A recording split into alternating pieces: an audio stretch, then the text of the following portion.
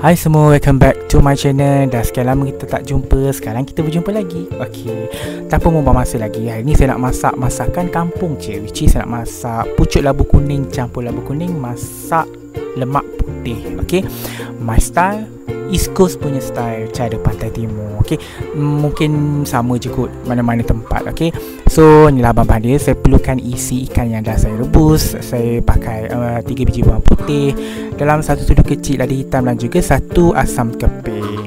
Okey, yang tak lupa which is santan kelapa. So santan ni saya pakai santan segar lah, santan yang peras sendiri. Kalau you all nak pakai santan kotak pun no problem, asalkan yang mana yang memudahkan je lah. Okey, so bahan-bahan tadi tu saya blend, which is saya blend isi ikan, saya blend bawang dan juga lada hitam, and then saya terus masukkan je, lebur je terus dalam tu. Okey, and then kita buka api macam biasa, masak dia sampailah dia mendidih ke. Okey, sebelum tu saya akan masukkan terus saya punya labu lah. Okey, so kita masukkan labu ni, teruskan onkan api. Okey, masakkan dia sampailah dia agak mendidih. Lepas tu saya akan masukkan terus pucuk labu tu. Okey, untuk masak sayur labu macam ni, walaupun labu tu besar-besar gelabak, tapi dia cepat je lembut. So bila kita masak, bila dah mendidih macam ni, kita terus masukkan kita punya pucuk labu ni, and then kita biarkan dia mendidih dalam 2-3 minit je. Lepas tu offkan api. Sebab kalau lama nanti dia akan jadi hancur. Sebab labu ni dia tak perlu masa yang lama pun untuk lembut. Okey, abaikan suara ayam tu sebab sekarang saya tengah isi suara, tiba-tiba ayam pula nak bersaut-sautan sana sini kan.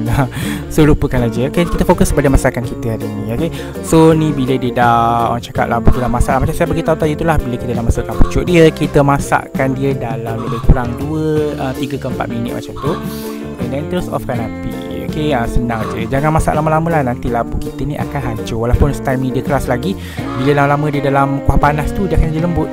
Kalau korang masak lama, nanti dia akan jadi, kuah ni akan jadi kuning dan juga akan hancur, tak sedap lah. Okey, so tapi apapun bergantung pada pilihan masing-masing lah. Kalau saya suka style macam ni. Okey, so dah siap lah. So banyak pula so kan.